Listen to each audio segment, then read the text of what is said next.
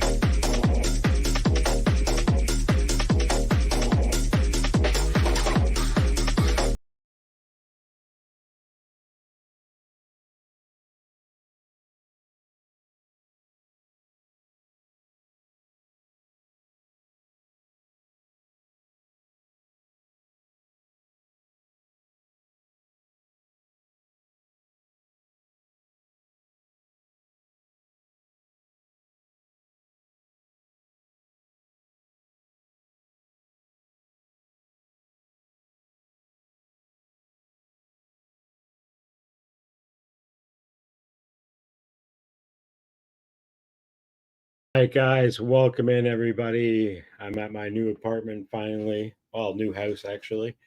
So, yeah, I'm all set up finally now, and we'll do this live stream with our friends Falcon Rad. We've got Koala FPV. We've got Danzillo the Terrible, of course. And, of course, we've brought in today Mr. Rotor Village himself. So we're going to have a talk with him and obviously watch a bunch of your guys' videos and, share some experiences and get to know Mr. Rotor Village himself. And we'll get on to the chat here and bring everybody in, and we'll start off a couple videos.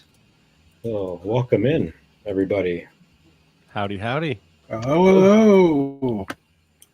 Hey. Wicked.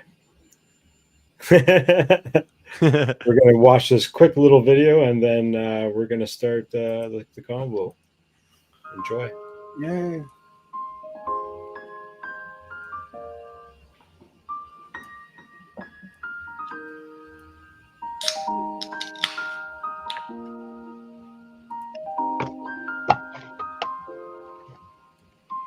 Oh, nice Christmas music.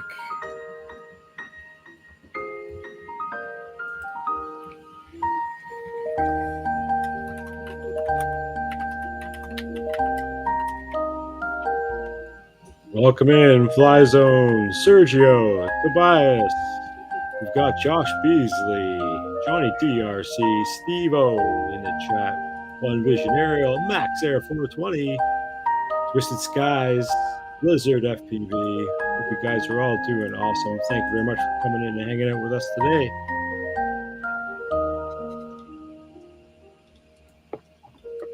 Beautiful, beautiful cinematic shots for you today. But we've got lots more prepared, but let's get it on with the chat here, everybody. So Mr. Rotor Village himself. Hello. Oops. Hey, we switched screens on me. Let me change back to this one for now. Whoops. Nope, I'll have to change back to this one. All right, the edit of that didn't go so well, but I'll fix that later on when we're watching the video.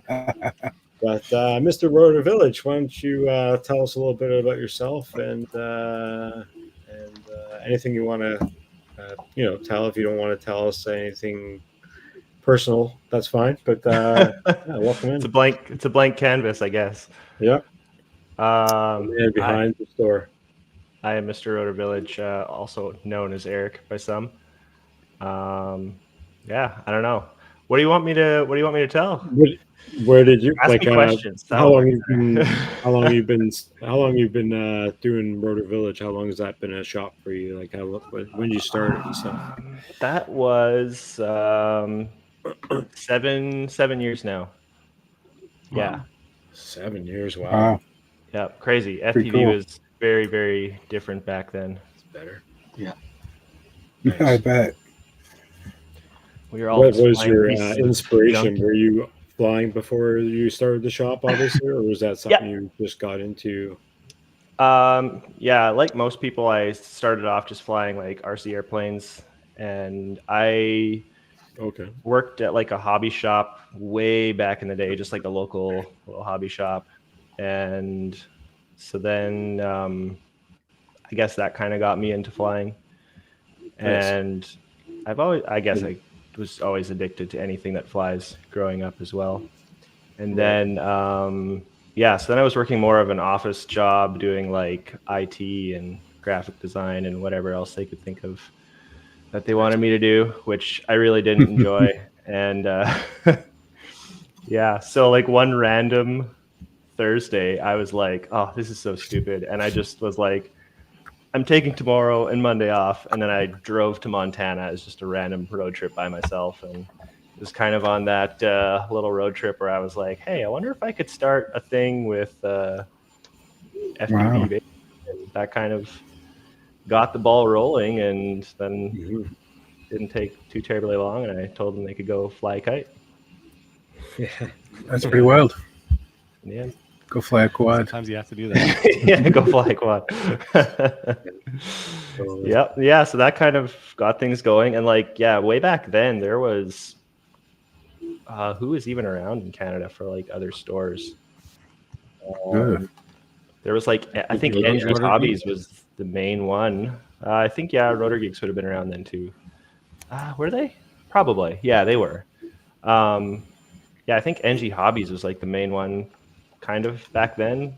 They've been gone for years now though, but I think SN Hobbies was around for a while, but they did a lot of RC trucks and planes before they got into drones, I think. Yeah, that could be. I don't know if they were around back then. Probably. But last shirt I have is like 20th anniversary, so I know they've been around for a bit. Who's that? SN Hobbies. Oh, okay. Yeah. That's more than 7. But lots has changed from now and then. And I also went into it like not knowing what I'm doing, right? Like I've never run a business before, had no schooling with how to run a business, just kind of took it all in stride. Wow, and it started very, very small. Like it was obviously just me, and it's not like I had any funding. I just threw all the money I had into it. And then I was also when I started, I was still working full time too. So any money I got went into it, and all the money I had went into it. So it was a little scary for that first little bit. There's many times. Well, I bet you had to. Sorry, go ahead. You had to put a lot. I was gonna say you probably had to put out a lot for stock, right? Like, that's what bothers me. Like I think about that. I've never started a store or anything like that, but when I think about it, I was like, where do you come up with that? Because you're going to need tens of thousands of dollars just to get a bare start. Like, and you've got nothing on the shelves after spending even that much. It was crazy. Like, it's scary as hell, man. Yeah. I had to like pick and choose my orders so incredibly carefully. And it's all speculation too, right? Especially back then, because something would come out and then 2 weeks later it was irrelevant because something else came out, and it's just way better in every way. Happens today, I'm sure too. It's a lot better in that sense today. Like the shelf life of stuff is much better. So I'm sure you're smarter too, that you can see that's going to be around. You know that product is probably going to do all right because of past trends, but back then you're like, oh, what's this crossfire stuff? I don't even know. Right. And then there was a lot of grunt work in the beginning. Like if I had to redo it now, knowing what I know, I don't know if I could manage to pull that off. But would you? Well, knowing your market, right? That's huge. That's like starting up a business, knowing your market. Like you don't know at first, and you kind of have to take the plunge, and a lot of guesswork and fingers crossed. And that's cool though, man. That's that's a big, that's a huge accomplishment. Thanks. Yeah. For the first while, it was like, okay, I've only put this much money into it. I could probably just like stop now, and it wouldn't be the worst thing ever. And then those thoughts was like every week, and then every month, and then it was like, oh yeah, I'll be fine. That's good. And then you got to the point of no return. Basically. Yeah, or else all of us FPV guys will be like knocking on your door with pitchforks, being like, "We need the stuff, man. We need the stuff. We need this stuff." Pretty much. Yeah. Well, and I was running it actually just from my home for a long time. Yep. So like, well, basically, your garage was full of boxes, eh? The entire basement was just filled to the brim. Wow. Very, very overfull. We kind of got the house with that in mind, but yeah, now there's like a warehouse space, and it's a little bit of breathing room, and much better in that sense. So it's not in your house as much, right? Yeah. And I can actually leave work, and I mean, I don't really anyway, but I can. Nice. Yeah. And that's what's important. Yeah, that's what's important. Yeah. I mean, plus I deal with like FPV and flying stuff, so like I enjoy playing around with that kind of stuff a lot. So yeah, even if I'm playing, I'm kind of working, and if I'm working, I'm kind of playing. So right, true. Like that's the, today, the passion, right? Yeah. Today, I left a little early and did a bit of a flight, so that was nice. And it's winter too, so like, when are you gonna fly? You gotta wait for the weekend and hope you have nothing planned and that the weather's decent. But today I was like, forget it. I'm just gonna get out and fly a little bit. So yeah. I mean, I found an SD card. That's what I actually did. There you go. Yeah. Nice. Oh. Do you have a YouTube channel that you put content on? I probably should. It's just one of those things, like the time to deal with that. And like, even my social media, like I should post more. I think I posted today, but before that it had been like, I don't know, much too long. Shame on me. Right. But yeah, very occasionally I'll post. What? Did I miss something? Yes, shame on me. Yeah, I should do that stuff more regularly, but lots of things to juggle and take care of. But yeah, new long range. Do you like flying? Do you like?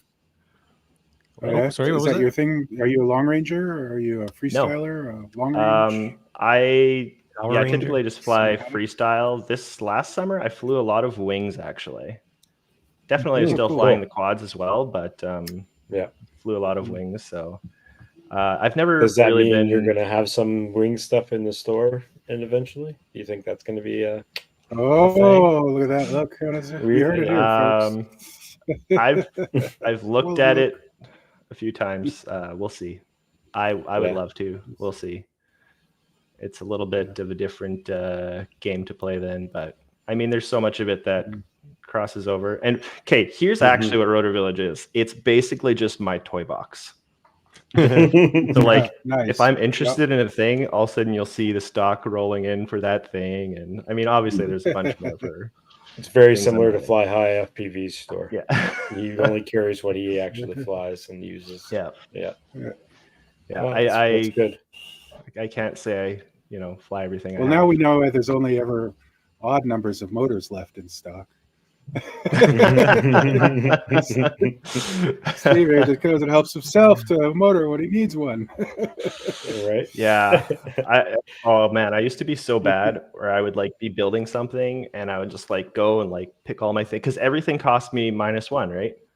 That's the price tag for me. Nice. Kind of. And this is like years ago. I'd be so bad. I'd just take all my stuff, be working on my build.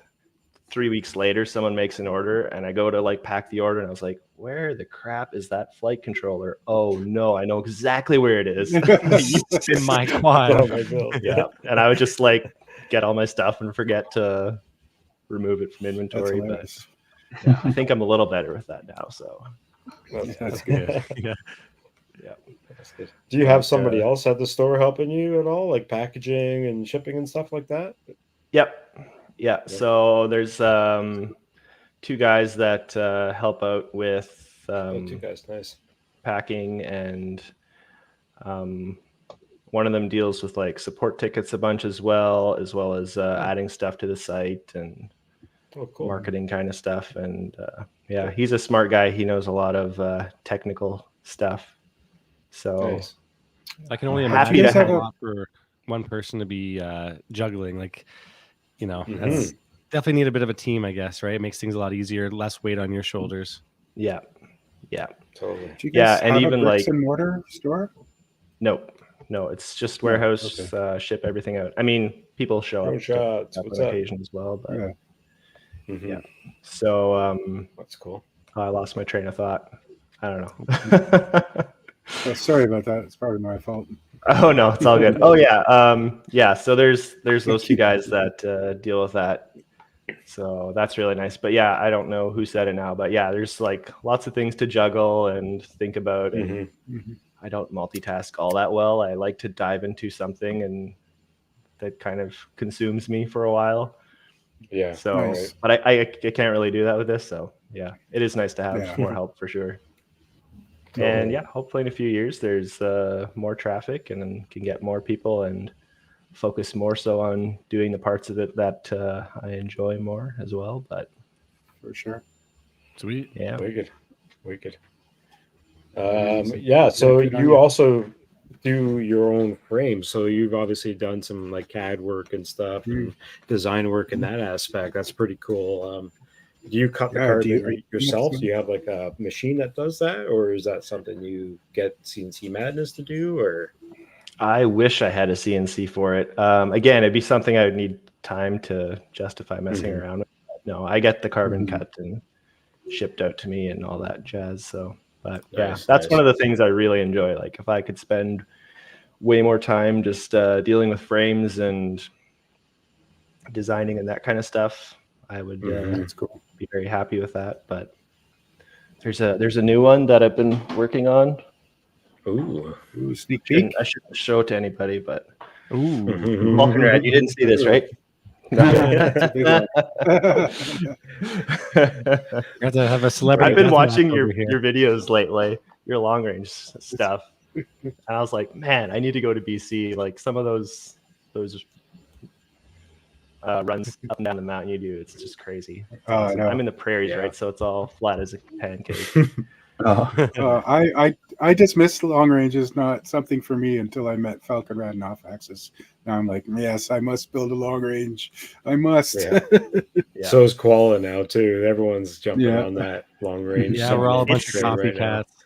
Right, it seems to be the hype lately, or like the trend is going very long range. You even look at the bind and flies that are coming out recently. Like totally, it's a long range trend. So I mean, I guess I went for it too. So I think it's an evolution for people who are really into the hobby, right? Like if you're really into freestyling and I mean, you want to go like to the next level. So you're always trying to learn something and push you. Oh, like I can't do that with my quad, my 5-inch. So what do I have to do to make it do that? Right. So I think it's a natural progression for the people who are hardcore. Yeah.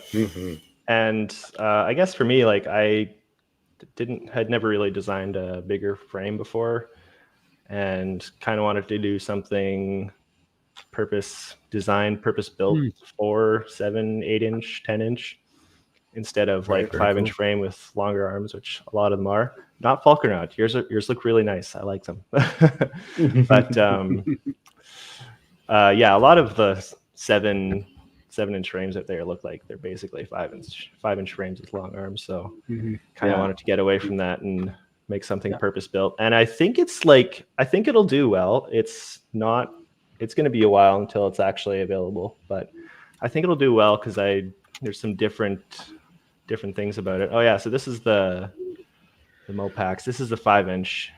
I came to this one because this page for this frame is by far the best thing I've ever seen in my life. And I think I've told you this before. This is like totally amazing how much work and time you put into this. Like not even just these pictures, but then you scroll down and you get the this blown out image. This is crazy cool. Oh wow. It's all I wish all frames had this. Yeah. Thanks. That's very cool. A lot of time did go into it. And I still would be like, oh, like I could make that better if I, spent a few more hours tweaking this and that. And Right. Oh, you're one of those like me. Yeah, that project is never finished. I start a project and then I just would love to tweak it endlessly, which is so annoying if you're doing frame design because like, yeah, Falconry gets it, right? You change one thing and then it's just a pain in the ass. And it's like, oh, what actually was compatible? And then if I'm stocking parts, like you got to cycle it. And then I don't want to like piss people off because like, oh, well, I have this and now you change it, right? So I try and like go through as many iterations as possible before going to a production run. So yeah, and I think the Mopax has basically stayed unchanged since it released. Man, this thing is covered in grass though. It's pretty nasty. But green tinted carbon. Yeah, it's like just that layer of schmoo on it. Yeah, are you 3D printing your stuff as well too? Yep. Awesome. What 3D printer do you have? I have a couple of Sovels and I have a couple of Geniuses, and yeah, that basically does it. No fancy, no high-end printers, but those Geniuses are like they're a cheap printer, but they're working very. I've never heard of them. The Artillery Genius. Oh, Artillery makes it. Okay.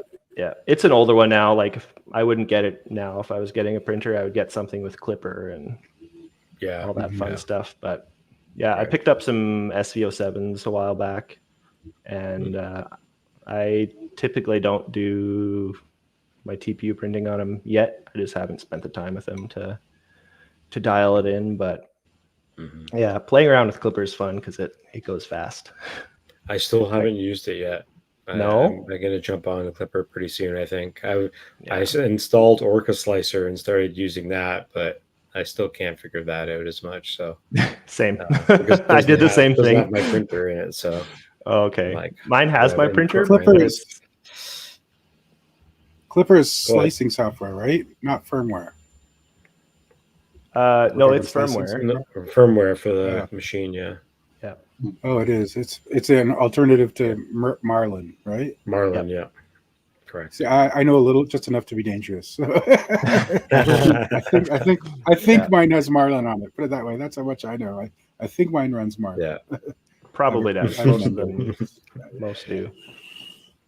Yeah, being able to do the web stuff is really cool, and Clipper. Yeah. And then I got a 0.6 nozzle on one of them. So with 0.6 nozzle and Clipper, like what would take me 3 or 4 hours to print, I can whip out in like under an hour. Wicked. Yeah. Well, yeah.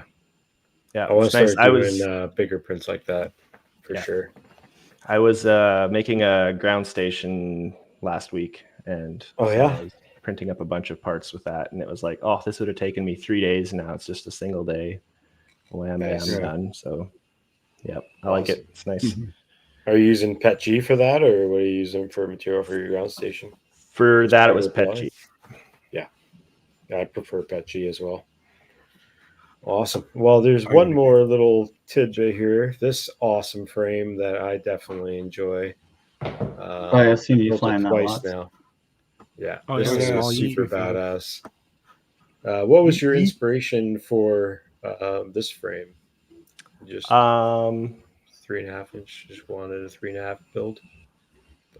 My inspiration for this one was basically I wanted what the Yeet Mule was. I don't know if you guys remember the Yeet Mule, but I wanted something like that would fly the same. That was small, 3.5 inch.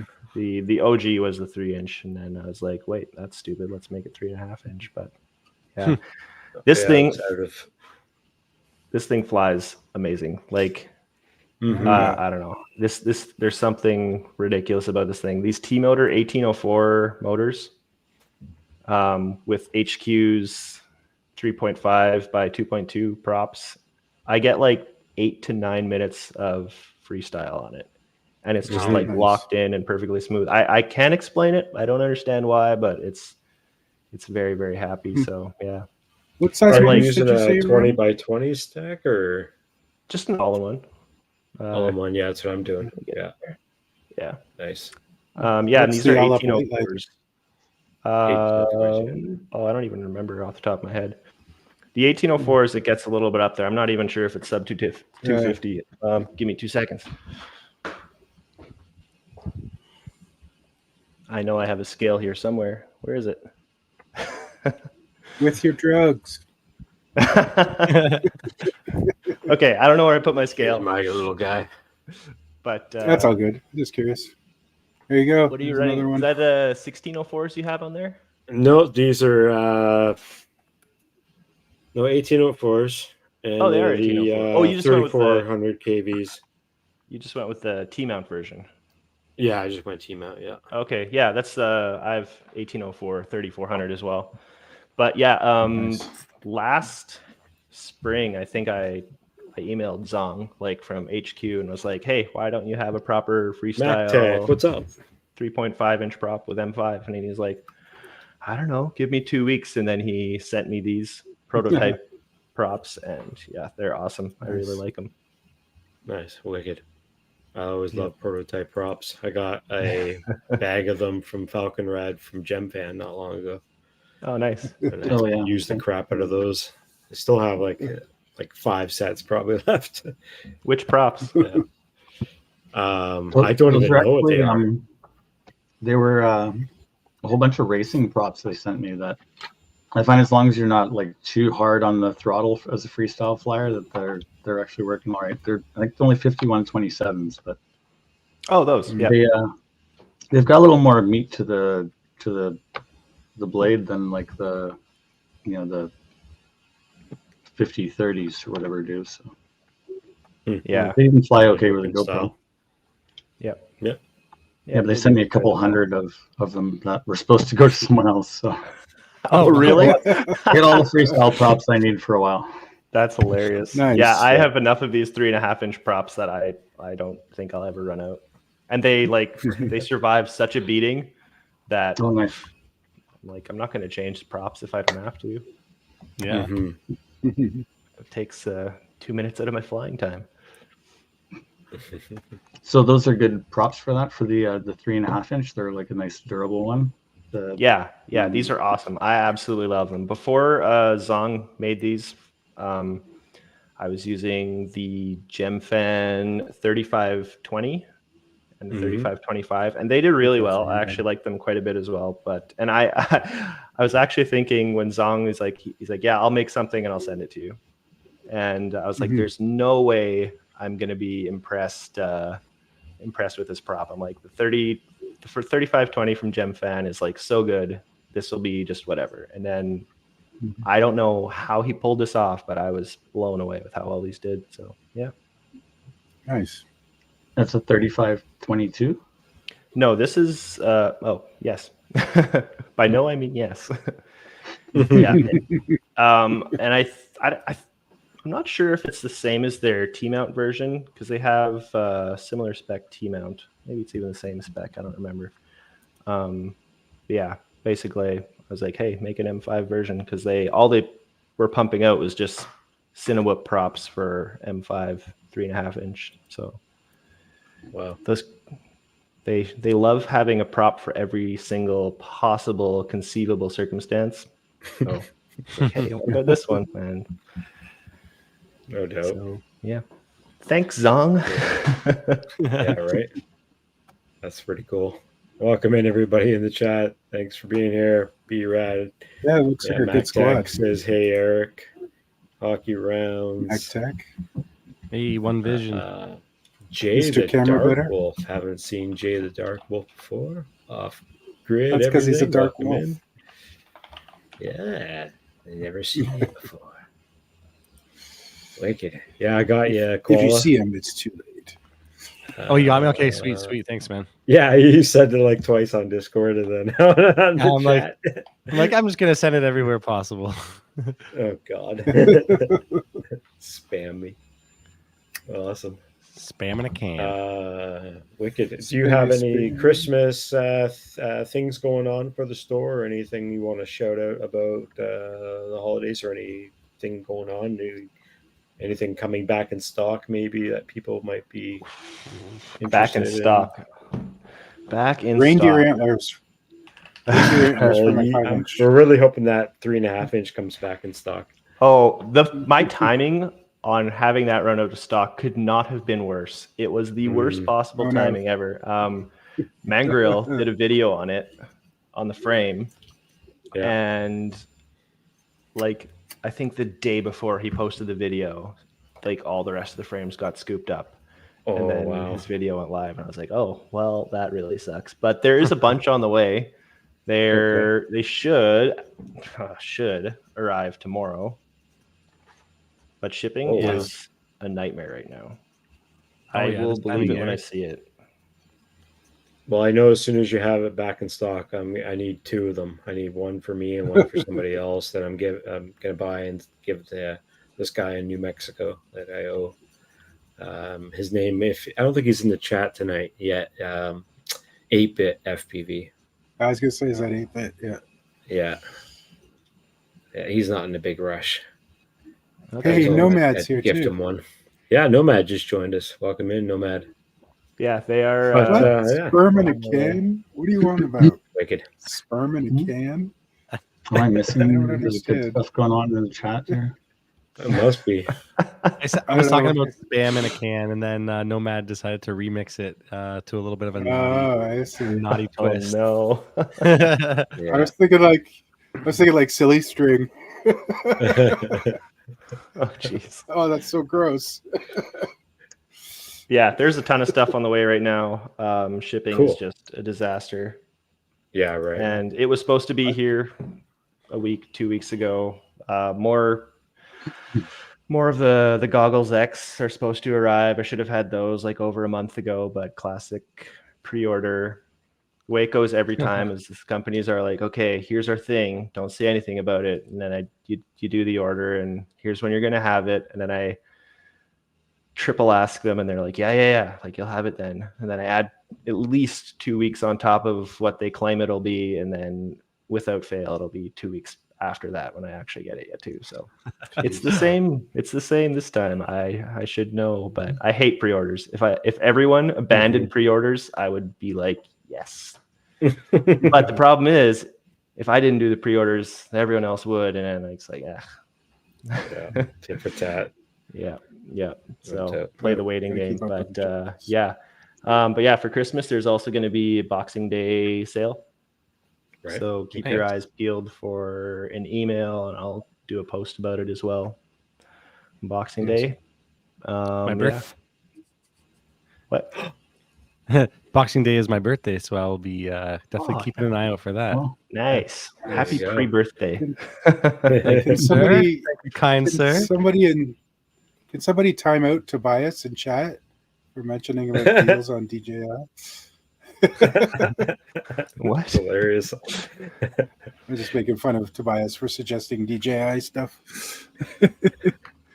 Oh man, I saw he wants to fly digital. He wants to fly digital. Yeah. Oh, he's just looking for a VTX. Okay, that's okay. Yeah. But he's looking for an Avata or something. I have one. I have one in stock. Somebody wants an Avata, please. Rotorvillage.com. Type in DJI Avata and it can be yours for the low price. Oh, shoot. .ca. I own both URLs. You're good either way. Doesn't matter. Oh wow. Yeah. Nice. That's the way to smart. go. Don't correct me, Marcel. Yeah. I own way too many URLs. Yeah. Yeah, that's how we get you Americans. We just put it at .com, so you think it's in not Canada. Awesome.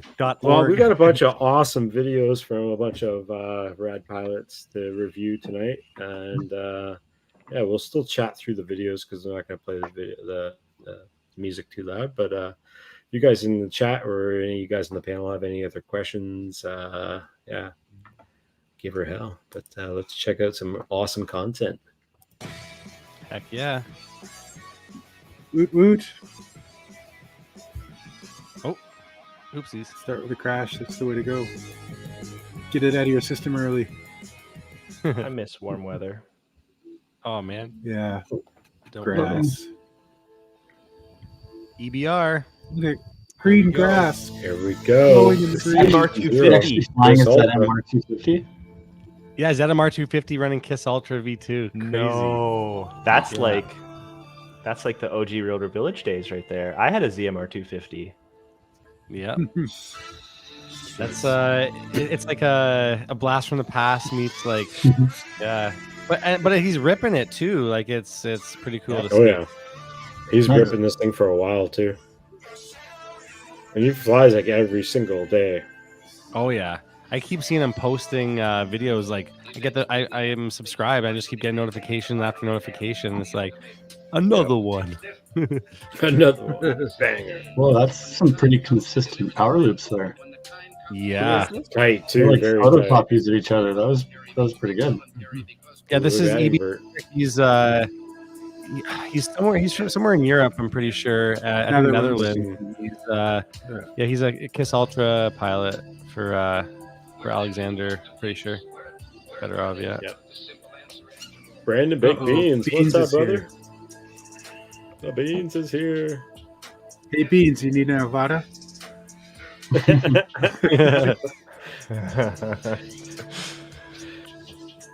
RotorVillage.com. Afterlife, Kiss Ultra is doing the flying for him. Yeah. Turtle mode. Too good. Turtle mode saved my life. Oh. People who fly Kiss Ultra Nomad just love it. It's like Mac users and PC users. Nobody knows why. They just do. Yeah, it's some of them. I don't know. I fly Kiss Ultra. It's awesome, man. I don't know. It's all I know. I mean, I flew Kiss OG Kiss V1 stuff, and then got Kiss Ultra, and never looked back. So, I've never flown Kiss ever. You know what? Many people in Canada, I would say there's like the tiniest sort of niche or market in Canada for it because you can't get it in Canada. And up until maybe like a month ago, or maybe not even a month ago, Pyrodrone now stocks it, and Vanover was he was stocking it for a bit on his website, but other than that, it's always been Europe. So that's why no one in Canada flies Kiss really. Like it's very rare. What is Mr. Steele flies Kiss, right? Sorry, Mr. Steve. Mr. Steele flies Kiss, right? So there's got to be a lot. Well, he fanboys. I'm pretty sure he originally was on Kiss stuff. Like I mean, like maybe like way back, like Kiss V1, Kiss V2, but I think he's a Fet Tech boy now. So yeah. What Kiss hardware are people even flying these days? Like as far as just like the flight controllers, or yeah. So there's a bunch of different flavors of Kiss kind of at the moment. Like, well, not a bunch. I don't want to say, but there's the original Flyduino Kiss V1, Kiss V2s. There's Kiss Ultra, which is Alexander Fedorov. That's his thing. There are some Fet Tech hardware that can run Kiss, but Fet Tech is going in the alpha firmware sort of. They're trying to fork and do their own thing, and then Kiss Ultra is doing their own thing as well. So it's like some Fet Tech hardware will run Kiss, and then Kiss Ultra is also a different thing. So it's good morning. Yeah. So are Fet Tech and Ultra sort of the two main ones? Long-range FPV I would say that Kiss Ultra is the main one, and that Fet Tech is not really like. They've done stuff, and I don't know if they're doing it anymore. I don't quote me on it, but I don't know if that's the direction they're going with anymore. Ultra's more active development. But then, well, Nomad, you can go check out my YouTube channel if you want to see some HD cam Kiss Ultra. Can we just pause to look at this location? Oh, I saw this video earlier today. Yeah, it's bad. Was that a helium that he was showing off? Yeah. Nomad, you should really try the Rad Lion by our friend Falcon Rad. Yeah. Forget this iFlight stuff. This guy's flying that 10-inch Helion like everywhere now, man. He's got some awesome locations, but where is he from? I don't quite remember. Somewhere in the States, right? Well, I don't know. This video says he's in Iceland, so I don't know. Oh, yeah, that's right. That's exactly it. Yeah. Incredible. I think if you wanted to get this kind of footage in the U.S., you'd have to be in Alaska. Yeah, somewhere. That's the for sure. place, right? Mountainous by the ocean. Yeah, 10 inch is it's kind of almost like a buzzword right now, isn't it? People are starting to kind of Yeah, I've been thinking about a 10-inch as well, 9 or a 10-inch. Hey Marcel, this reminds me. I had a little bit of an idea talking about mountains and stuff like this. You could do a road trip to like Labrador, Newfoundland, like up north in the cliffs and everything up there. I bet you there'd be some sweet long range locations. Out in Florida. Yeah. Go like the north end of Newfoundland. I can only imagine how long it would take to get there. Oh yeah. Oh, it's just a long middle of nowhere. I don't think you can drive across the island. As far as I know, it's like, well, you can, but it's like dirt roads, so you like kill your car. It takes. Well, you know what? I was actually doing a little research recently on stuff around, and man, have you guys ever looked up Baffin Island? That's got some pretty epic stuff. Look at Baffin Island, man. Cool. Insane. Yeah, it's pretty amazing. But it's also pretty far. Yeah. I don't even know how you would get to Baffin. You'd have to take it's in the middle of nowhere. I don't know if there's probably like a private charter because there's nothing there to go to. There's probably a plane that goes there because I'm sure there's probably people there. But I don't know if there's very many. If there are, most of the people there are going to be like once a month. They're probably going to be like a research center or something like that. Yeah. Well, it's in Nunavut, right? Like it's. There might be like I was going to say there might be like a nice dive. That's a nice spot to dive. Wow. There should be like Iqaluit or something. Look at that. Yeah. There's Jello though in his video. His video is full of Jello. Oh yeah, that's why you don't want it. That's why you don't want a 10-inch. That's why you don't want an iFlight. Because the what do you call it? The resonance, the minimum resonance on a 10-inch prop is going to be like 100 hertz or something. Yeah, lower it is, right? And you want it to be over 160 to be like, starting to get clear. And as high as possible to be crisp. Whoa. Yeah. Does I guess Gyroflow Real Steady, can that even do anything for you in those cases, or? I can do or it works for everything except for Jello, because Jello is like it's in the video, like you can't. It's like waves in the video. You can't like waves. Crop and shift the video back and forth really fast, because the reason Jello's there is because of like the frequency of the vibration versus the shutter speed. So it's just like the two of them sort of melt together. Yeah. Well, I noticed that define it. I used to run. Arm braces make a huge difference to the size of the scale of the vibrations, and they almost get rid of them from the yaw axis completely. And soft mounted them too. Interesting. Oh yeah, he was telling me about that. Oh, soft mounted braces, huh? Yeah. Wouldn't have thought of that. How do you the 10-inch? How do you soft mount the braces? Do you put like a rubber washer under the head of the stick some TPU between them? Just TPU, okay. I think that's what he said he used was TPU between them. I guess I could actually do that very easily with this thing. But it doesn't have vibe issues, so I'm flying this on stock iNav. I haven't touched a single thing, and so far so good. I'm not saying that you should do it, but sneak peek. I shouldn't show this. I am anyway. Very cool. But it's a bigger. To be fair, it's hard to tell anything about a frame when somebody flashes it on YouTube. Yep, that's a frame. It is a frame, yes. Yeah, I went with a wide X instead of like Dead Cat or something like that, and then with 7-inch props will be out of view. 7.5, I think props are out of view. With 8-inch, they're slightly in view. But I was shocked that it was fine on defaults. I'm sure I could be a lot better, but I just have no interest in tuning iNav. When you're saying props out of view, are you talking about FPV camera? Like, are you talking about the dreaded 03?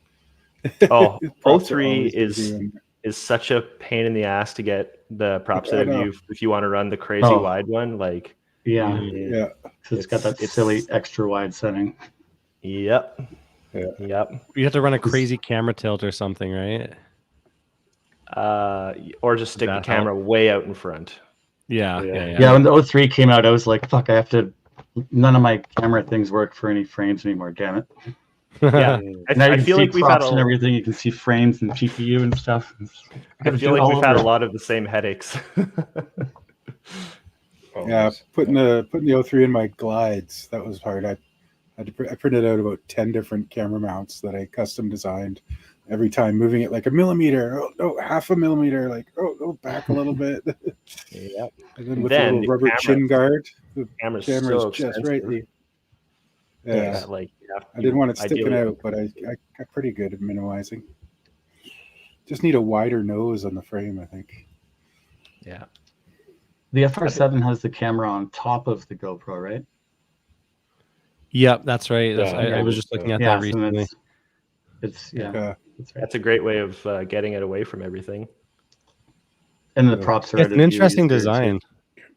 I thought about putting the FPV camera on top of the GoPro a couple times now. Yeah, sounds. I've so actually I've been wanting to like try that with the Mopax, or I guess it would work just the same on this one as well. But instead of having my GoPro mount up here, just get rid of my camera plates, and I could actually I have it all drawn up. I just haven't printed it or tried it yet. But just mounting the standoffs to the rear of the frame, and then it would basically be down over here as well. But interesting. I haven't gotten around to doing that. But I have. If somebody wants to try it, I have the files. You can send it to anybody who wants to give it a try. That, and it's pretty easy to hack together by yourself too. But yeah. Falcon Red, doesn't the EOS Falcon that you designed, does not have a lower camera and GoPro as well, like into the frame, right? More than like that's the I guess the Falcon style of frames. So the EOS Falcon 7 and then the Falcon RPM. Falcon RPM as the dropped FPV. Yeah, the GoPro mount. down. It's down on the chin. Yeah, sorry, on the chin. Yeah. Cool. Yeah. Right. Which makes it a pain in the ass. Balance props. I wouldn't even know how do you balance props, Fun Provolt? Don't make me start doing something else now. Prop balancer. Yeah, prop balancer. You know, I bought a prop balancer and I balanced a bunch of props, and then I found that actually like the older ones, especially the 7-inch, were really crappy. But the newer 7-inch props are pretty good. Like you can get like 2 or 3 in a pack where like you wouldn't even need to make any adjustments to them. They're actually like as well balanced as you can get it with like a $25 home prop balancer thing. And do you add weight or take away weight? Do you like carve? I would just like draw on it with a marker. I'd literally draw on it with a marker or something to like, or like a tiny bit of nail polish, because you're only talking about like a 1/20 of a gram or something. Especially if you put it right out at the tip. Depends where they're adding the weight. Interesting. Remember back in the day when like you get a pack of 5-inch props and they wouldn't even be close to balanced, and it was just trash propellers left and right. Yeah. Yeah, it's buddies very nice. From Let's Thrown Out were telling me about that. Like back in the day, the props were just so junk that just so out of balance and whatnot. And remember those the bullnose props and the glass nylon explode on you. Yeah. Probably still have those bags of those bullnose props laying around somewhere. Were they Can somebody them somewhere? Can someone share a link? I have a bunch of them. Chat to a prop balancer. Like I don't even know how to understand how it works. Does it tell you what side is off, or does it like have like LED lights? Or Falcon Rat is on the move. You plug it into your USB port, and your computer tells you prop is on balance. You got to hook it up to your charger with a balance lead. That gives it power.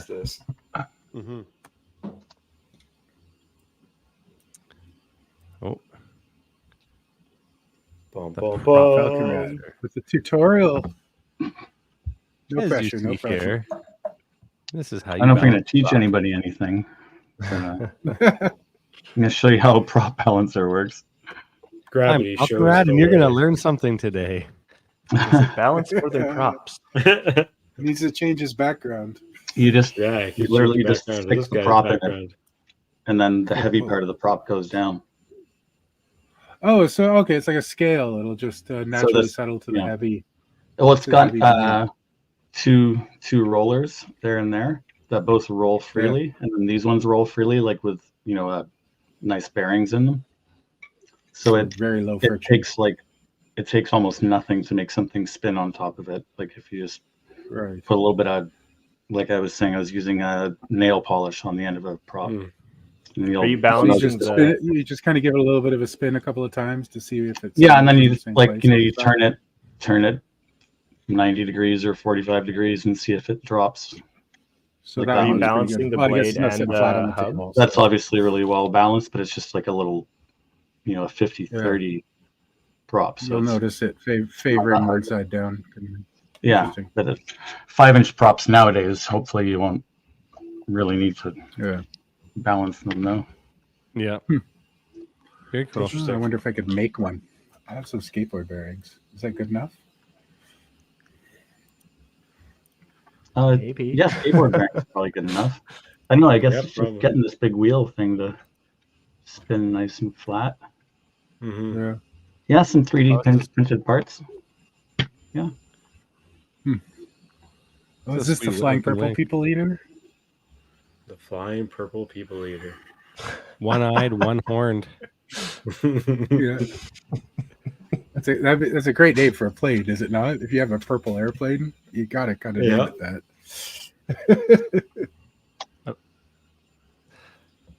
I'll resist the temptation to say something inappropriate. Oh shit! No man. I'll be right back. I gotta change filament rolls. Oh no, Uh-huh. not the filament rolls, Mr. Danzilla. Oops. Everyone with the 3D printer, I wonder if I can make this. LOL. Yeah, of course. Oh, there you go. Thingiverse file right there. Prop balancer. Yep. Danzilla. Prop balancer. Oh, and speaking of 3D printers, I've been pulling my hair out trying to get my Ender 3 to do really nice prints. And I finally just decided after like a month and a half of going crazy with it that I'm going to get rid of it. Well, not get rid of it, but like stop using it and get something else. And like basically the day I decided that I'm fed up with it and I got to get a new one.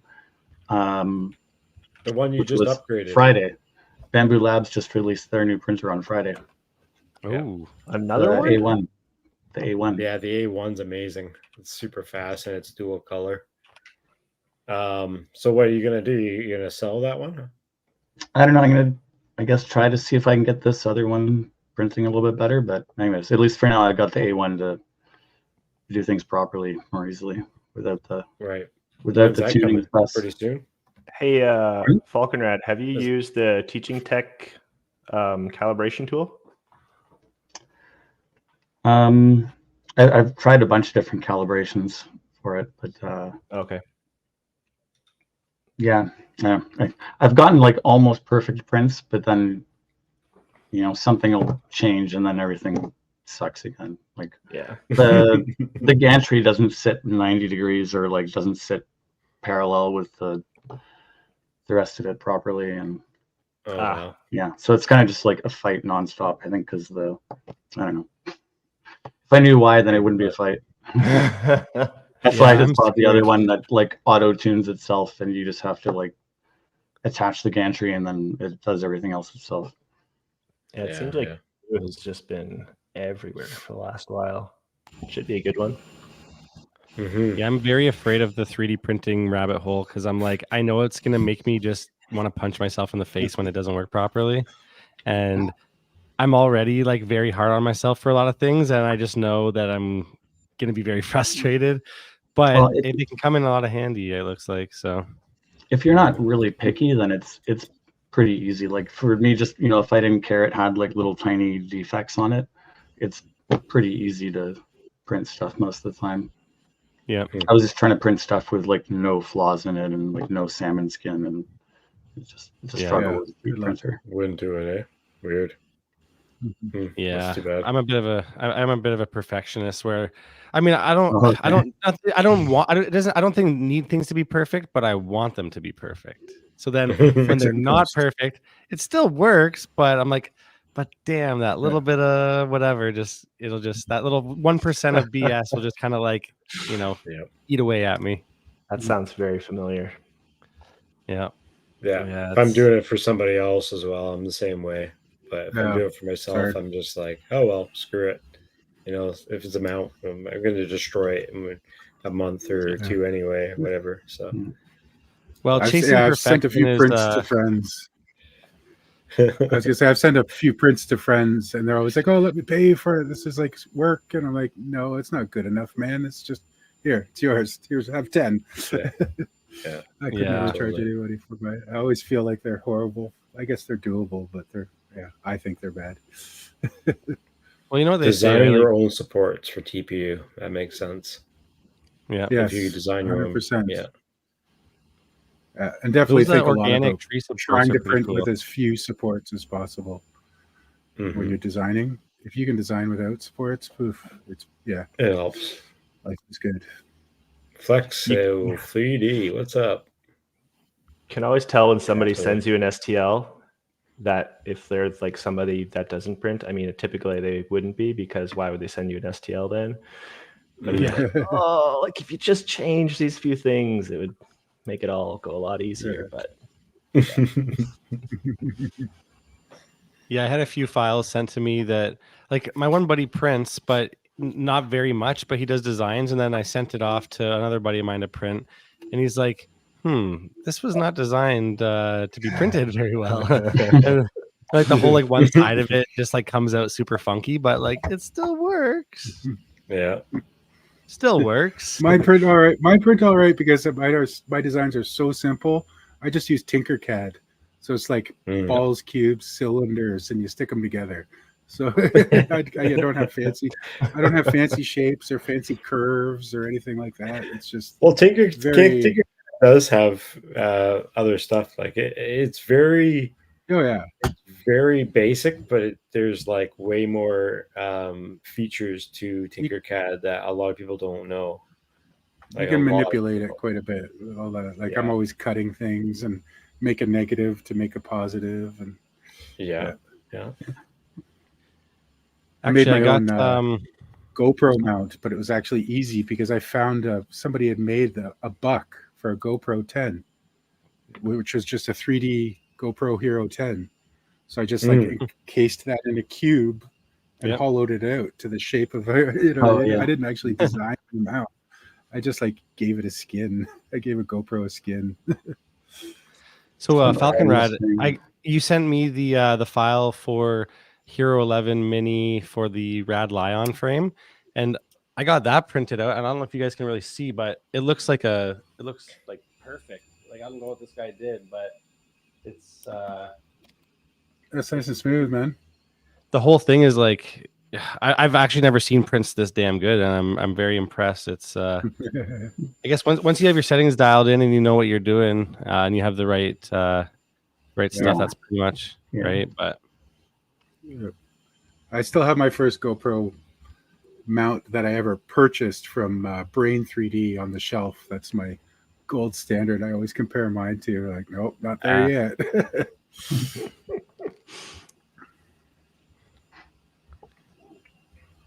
This badass wall banger chase footage drifted just released today too. It's badass. That's something I've never done. That would be a lot of fun, chasing some drift cars. You should. It's crazy. With the 7-inch. Yeah, I'd have to get my I guess stop being lazy and get my commercial permit or license or whatever. The whole RPass jazz. It was easy. Did you take it with us? I did. Well, we did the basic hobbyist one, but the other ones. Oh, you want to get the advanced? That one's a whole other thing. Advanced flight test and doing everything The other one you have to actually study, I think. Big time. Yeah. Did you do your basic license the same way I did mine? Was kind of like randomly, hey, look, there's a link. Why don't I try that now? Yeah, that's actually what the three of us did it together. Hung out on Zoom. Well, no, we didn't do it together. We were not talking to each other. But Obviously not. No. Around about the same time, we all did it. Yeah. Yeah, it's I think when I did mine, I got like I think it was like a 82 first try, and I was like, sweet, very good. Mm-hmm. Thank you, Google Tabs or Google Chrome tabs. I got I feel like I got weird questions in mine where it was like, what? I don't have a clue. There's a lot of weird things on these tests that seem to be a little beyond the hobby. Yeah, well, I got a lot that were very like specific aviation numbers. Big time. And luckily I'm like nerdy enough that for the most part I was still fine. I mean, I guess I passed, so whatever, but yeah. I was like, what? Seriously? They expect people to know this? It's not even relevant. That's what's put me off wanting to do the harder test because, right, I don't know if they've changed the questions or not, but right when it first came out, I remember people that were doing like YouTube shows talking about the test, and they were talking to pilots, and pilots were saying, I'm a pilot and this test is ridiculous. Like I failed it. Yeah. Yeah. Mm-hmm. I was just like, oh, forget it. I'm not going to try that. Yeah, I don't know. Maybe they've changed it. I can see the reasoning. I mean, it's only $10. I can see the reasoning behind it being more, like pilot and aircraft with a lot of that stuff on there because, they want to treat us like aircraft, right? And be registered, and they want to rule us like Transport Canada, like an aircraft. But we also get the protections of an aircraft. You know what I mean? Like some guy with his shotgun can't shoot you out of the sky. You know what I mean? It's the same ticket as shooting a Cessna. You know what I mean? Like you're going to get the same amount of trouble. So I could see why they did it, but like you said, it's if you just want to be playing around with your quad, it's too much. Mm-hmm. Yeah, I mean, I can see why they did it, and I enjoy the protections of being an aircraft. Yeah, it's just categorized as one drone. It's not like other drones have different categories. It's just a whoop is a drone is a drone. Yeah, it's a registered aircraft. It's it's almost the same as a manned one. Yeah, totally. This is some wicked bando ripping from Fly. Yeah, FPV. Super cool spot. I'm waiting for some homeless guy to jump out or something. It's some homeless guy in the face. Going for it. We're hoping at least he'd fall out of the window, but he was trying to compensate the one way. Yeah, he overcorrected the one way, and he had to overcorrect the other way. But then it was that's how it always goes. How many times did he have to do a walk of shame on the strip? Can you even go up and there? hope the floor doesn't fall through. Yeah. Or that he gets shanked. Yeah. Your turtle mode it down the stairs for you or something. That's a risky spot, actually. It's a very small opening. Considering all the branches and there's a cool little gap near the bottom that I keep seeing that I would want to go through, but I'm like, nice. Can I see that on analog? I don't know. Fun to go there with the chainsaw and clear it up a little too. Yeah. Yeah, there you go. That's what I was looking at, that hole right there. That's what she said. She? I mean, it is 2023. I guess you're right. It's a knee-jerk reaction. MacTac is saying he took the test the day it came out and it was easy. Hell yeah! And I've heard both. I've heard from people it's impossible. Yeah, I think so. I've heard both, that it was crazy and impossible, and that it was easy peasy. But I guess the RPAS one, you have to do a flight test with an actual person that'll come out and flight reviewers and everything. Yeah. So I don't know. I assumed he was referring to that one, but I don't know. Yeah, I guess the interesting thing about from what I've looked up is that the flight reviewers are also fellow pilots as well. Obviously, they kind of have to be, I think, because I forget what it was, and I remember someone talking about it. Maybe it was when Don was on the show a couple of weeks back. But it's like a flight reviewer. In order to be a flight reviewer, you have to obviously pass your thing, and then I think there's X amount of years, or I don't know. I actually don't know all the rules, but I just you have remember to. like, And you have to do another test to be a reviewer, and it's it's actually right there beside the other tests, like the basic, the advanced, and then flight reviewer. The three of them are always together. Fair enough. Yeah, MacTac, you're right. I had to Google. I don't even think I Googled that much. Is just use the search function in my PDF. Well, because I think was a bunch of it was multiple choice, right? Yeah, it's all multiple choice, and it's all so I mean, book, like it's just like it. They kind of the answer is right there, so it's just as long if you know the answer, then the cars. You'll remember it because you download can see the cars. Download the cars PDF, and it's everything. Every question. Yeah, and then those tricky ones. Use the search function. It's the wording. But the other one, the advanced one. The advanced one, the timing and the amounts of questions is done so that you have to answer at least half the questions or whatever just from your mind without looking them up. Because if you look them up, you'll only be able to answer less than half the questions because it's like 80 questions timed 60 minutes or something like that. Contact the tower. Have you done it, MacTac? Have you done the advanced? Yeah. Yeah, you said everybody else do? The flight part is short. How to contact the tower. Okay. Yep. Indeed. What to do if you I think in case you're flying near an airport where you're not supposed to fly. We would never do that. Never. Well, it's okay because you're going to contact the tower anyways. So. Yeah, you'd have clearance. Right. We have never done it. Definitely. That's the thing. I'm hoping to never have to ask for clearance at an airport, so I'm not going to get it. Right. It's crazy. This is another cool spot, man. This is this is I wish I had Darkwing spots Duck. like this. I wish I had more spots like me around this. Or I wish I had more spots like this around me. Blah, blah, blah, blah, blah. Wish I had more spots like me around this, man. Like me around this. Somebody's having a stroke. Must be all that koala milk. Yeah, man. Too much koala milk equals no English speaking. Me fail English? That's impossible. Every time somebody says koala milk, I picture milking a koala. I'm like, how would that work? Are there nipples? Yeah, that was a very interesting podcast. That was like one of the first ones when I was on this, and I don't even know how it got started. It was ridiculous.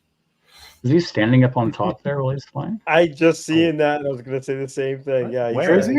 Up top of the tower? Because I was thinking, like, man, if you get stuck up there, how are you going to get it back? But that's where he is. Yeah, there's dude. That's right there. He went up there in case he gets stuck. He's already there. Who is this flying again?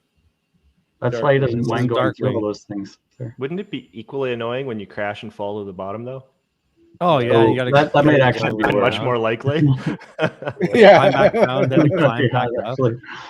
Yeah, you just try to crash on top of that. Just try. I mean, that would be an optimal place to fly from, though. I guess, right? Like higher up or whatnot. Yeah, the range would be amazing all around. Yeah. Yeah. Except for under you. Yeah. Yeah, but you're so close. I think you just crank it up to a watt. You're good to go. Nah, just make it 10 watts. Why not? I tried some triple feed patches for the first time today. Ooh, that's where I'm spoiled because where I fly, I fly by myself. There's nothing around. I just fly with a watt all the time. I never have, Yes. Do the slide. Oh.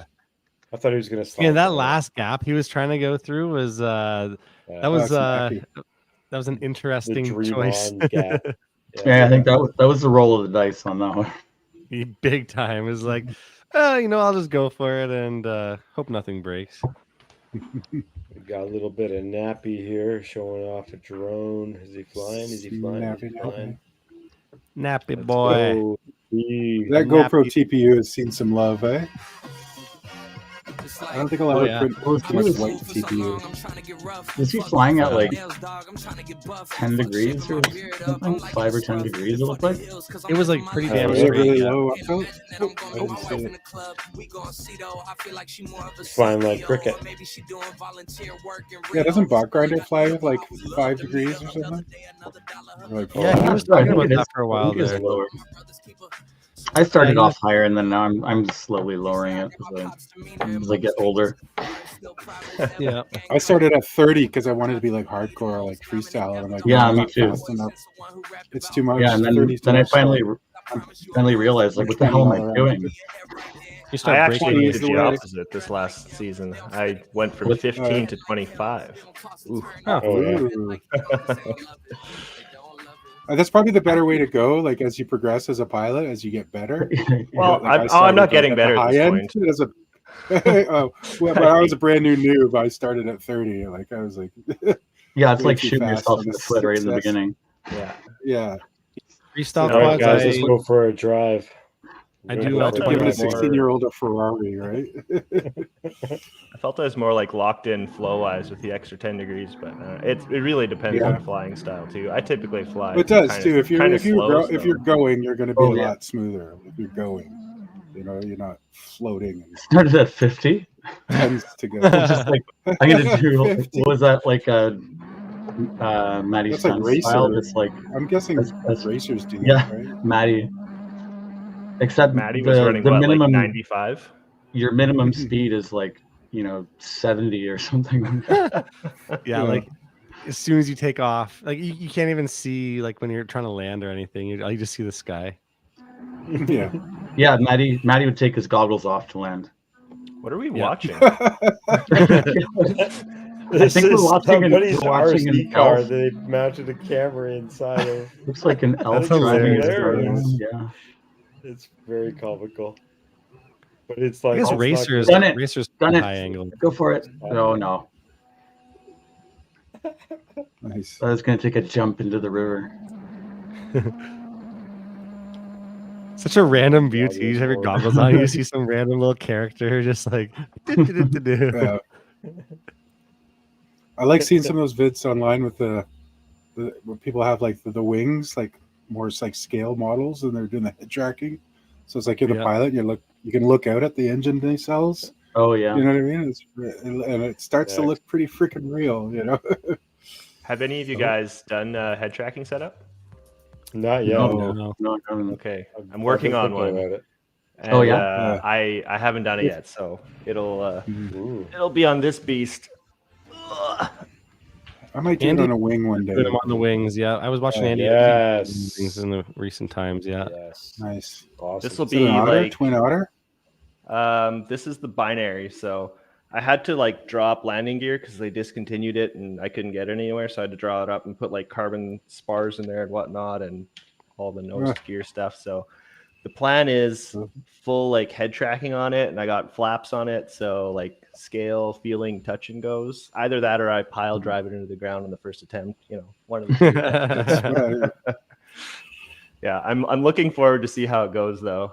The problem is I was like making so much progress on getting this done, and then it got cold and dark, and I haven't touched it since. Oh, shit. So it's like that close to done, but Yeah, I basically considered like as soon as daylight savings time came on and it's been dark at 5 o'clock, I'm like, all right, the season's over. Like, yeah, no more flying until Ground I had station. there was a nice day on Saturday, and I went out and actually pulled off some Matty flips for the first time, which was really cool. So Oh, nice. that was fun. Awesome. This is cool. Yeah, I gotta Denmark ripping. This Get is my like waterproof foggy drone thing. fixed up. Where is this? Denmark? Yeah. Yeah, Florida, That's Denmark. Florida, Denmark. Yeah. I don't picture this when I think Denmark. It's pretty cool. it looks like it'd be a great paragliding spot or something. Oh, Yeah. definitely. That'd be Oh, yeah. sweet. Paraglide, paramotor, whatever. Just rip around there. Yeah, it's not too rocky or like the terrain is fairly consistent. Yeah. Do you do any of those things, Koala? I don't. There's a few guys I watch on YouTube though, and it amazes me, man. Like the paramotor stuff looks super, super cool. And I got a few buddies of mine that do like skydiving, and I'm like, frick, man, like that looks intense. But I bet you it's a pretty cool rush. Yep. I feel like have a skydiving is paramotor. expensive. Oh, you do? Oh, sweet, Yeah. man. Yeah. Wow. Did you ever watch a guy on YouTube, Tucker Gott? Oh yeah. Oh yeah. Nobody. Yeah. Yeah. Yeah. That's one of the guys I watch. Yeah, we're doing it from the obviously first person view, but imagine doing it in the like you're actually up there. I can only imagine how cool that feels. Yeah. Yeah. It's almost well. Here's the thing. I've only done 5 flights on my paramotor, I think. Only 5. Anywho, I had watched like everything I could basically watch on paramotoring, and you see people just like they land, it's like, oh my goodness, freak out, wow. And I felt like it was the polar opposite for me, and I think it's because of FPV, because I like took off and I was like, okay, yeah, I'm in the sky, and I'm very used to how this looks. Yeah. And I mean, it was really cool and everything, but I was landing, I was like, how did your first landing go? It was poor. Or? It was poor. No, I didn't face plant, but I did use my ass cheeks as landing gear for a little bit. Hilarious. Yeah. It didn't help that there was absolutely no wind, so my airspeed was as high as it possibly could have been. So, yep. Hopefully, you landed sprinting. Yes. That's impressive though, man. No, that's because that's kind of like if flying FPV is one thing, but putting your actual self in the out there, it's a little different. So kudos to you on that. That's cool, man. It's a weird feeling. I need to find like some better places for training and stuff. So, well, am I mistaken to think that there are less restrictions on paramotors than there are quads? Yeah. Kind of. In some ways, you need a license. In the states, then you're golden. You still have to follow like certain rules, but Canada is a little bit stupid because we like to do things a little bit stupid. Yeah. Okay. America then is probably where I've got that. My brainwave on it. Yeah. Yeah. Yeah. In the States, you don't need a license or anything. You just go. Yeah, it's like light aircraft or something, right? Or freedom. Follow the rules, and you're good to go. Super cool. Yeah, I remember a friend of mine growing up as a kid. His dad had an ultralight. I remember it's registered as an experimental aircraft or something, and it's a lot less. You don't need the same rigorous testing and everything. Oh, Nomad's favorite camera being used here. Yep, big shout out to Nomad for the Ace Pro camera. Oh yeah, that's a really nice camera. I think apparently it's terrible for the Jello though. I ordered three. What are you guys talking about? Nomad Insta 360. Nomad did a review of the Insta 360 Ace Pro or whatever. Oh, apparently it's really bad. So, is it actually good for vlogging? But good for vlogging. Yeah. Oh, he's it's a like professional editor. He's a professional editor and colorist, so he's really picky. He's very scientific. Super picky. I'm sure. So you know what? Like, care as much as Nomad did, it'd be fine. But yeah. See, this is my take on it. This is in the year 2023. Can there really be such thing as a bad camera? I've been able to make the Runcam 5 Orange look good. Like, so it's what you do with it too, right? You don't push it beyond what it can do, and you live with its look and its limitations, and you tweak them. You can make something cool and artistic for sure. But Nomad's coming from the professional cinematic movie color. Session 5's 1080 as well. And who's actually going to watch a video and go, "Oh, how dare that camera not look as good as I think it could possibly?" Nomad. Oh, okay. That's the whole point. But it's definitely something you need to learn and do if you want to be doing professional video. Yeah. Oh yeah. From a freestyler like me who just posts stupid videos on YouTube for fun. You know, it's not. It's a whole other rabbit hole to dive into as well, right? Like, it's like yeah. FPV takes up so much brain power. There's so many things connected to it, and then 3D printing takes up more brain power, and then videos and YouTube and editing and all that. It's more brain power. It sounds like my life. It sounds like my life. I picked up quads, FPV, and I learned how to solder and build quads, and do beta flight, and then you got to learn how to do video editing, and then you learn more about YouTube, and then you got to learn 3D printing and learn how to design. It's not one 3D hobby; print. it's 8 hobbies. Yeah, exactly. There's just so many things you can. Yeah, in the last few years, I've learned so much. I was gonna say, I think one of the things in this hobby specifically for people that don't have camera backgrounds is that's something that people really struggle with is camera settings, making sure they're using the right stuff, and then using the right settings or ND filters or shutter speeds or frame rates or it's a lot to know if you don't have the background, and when you're trying to also figure out just the flying aspect and programming and whatever. It's really tough. It's really tough because like I honestly I feel very lucky that I have a camera background because I don't even have to think about it too much when I'm flying because it's already second nature after doing it for like 5-10 years. Yeah, I'm the same way. I have a camera background, but it's all stills. I'm classically trained in black and white and film, and that's awesome. Got on the digital time frame, but when it comes to video, I'm a complete noob. You know what I mean? Like it's not the same animal as taking a photograph. No. It's a completely different beast.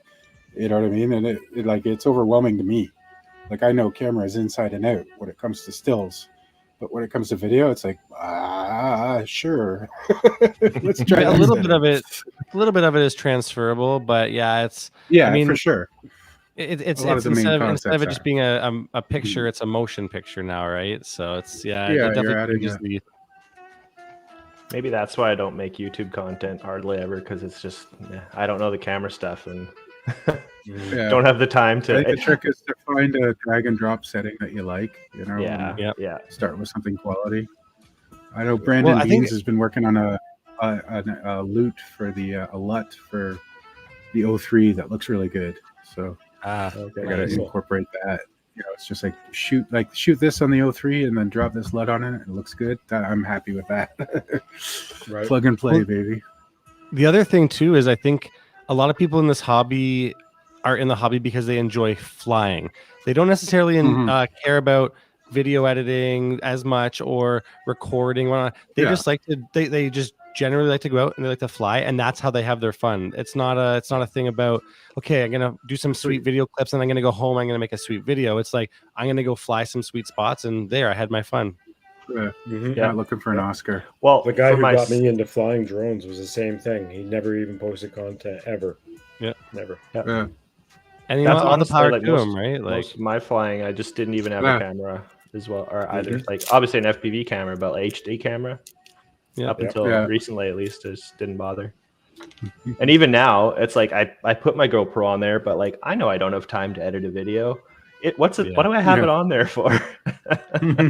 See, for me, I'm like I like the 03 so much because I don't like flying with the GoPro because of the weight. The 03 is pretty good quality. You know what I mean? Like it's pretty darn good. I know it's not as good as a GoPro, but it's nice it can do nice things for YouTube. For what I do, I like making fun videos. I like flying and sharing videos with my friends. I'm not trying to win prizes or anything. So I think the 03 is brilliant for that. Once we're getting into those, onboard 4K FPV cameras, it's like, that's brilliant. What do you guys all fly for video systems? I'm DJI Vistas and 03s. Solely analog.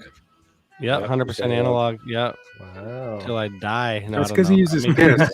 I don't think KISS has support for digital systems yet. There's still Conrad. You fly like it has all the support, right? Man. All the support. Yeah, both. I have a couple of freestyle quads with Vistas in them, and then most of my stuff has analog. And then I've got a couple of 03s as well for long range. I think what I'm gonna wait for is if I'm gonna do the digital jump, it's either gonna be HD0 or DJI O4, like maybe like the next generation of the DJI stuff. I don't know. I was just watching a guy fly tonight that I ran into. Like I was driving my car. I think I was telling you guys at the start of this, but I just driving my car downtown and I saw a quad rip past me. And I was like, I think I know where this guy must be standing. And I go over and then I'm like, hey man, like cool drone or whatever. And then he showed me his O3 off his phone from his goggles, and like it looks insanely good. Like it looks like nice. It looks like a Mavic in real time, but you can fly FPV, and it's like watching GoPro footage in your goggles. It seems incredible. Like it seems like it could be a game changer. Like as far as without the 200 and something grams of a GoPro. Except that you got to add the $200 and something to your wallet. And the camera for the O3 by itself is like 150 or something. Yeah. And I bet the O3 is more delicate than a GoPro, so I don't know. Oh, probably. Yeah. Right. So, I haven't had a problem with mine yet on my freestyle rig. I've got a double-sided tape and a zip tie, and the unit's never moved. I don't have any problems with the camera.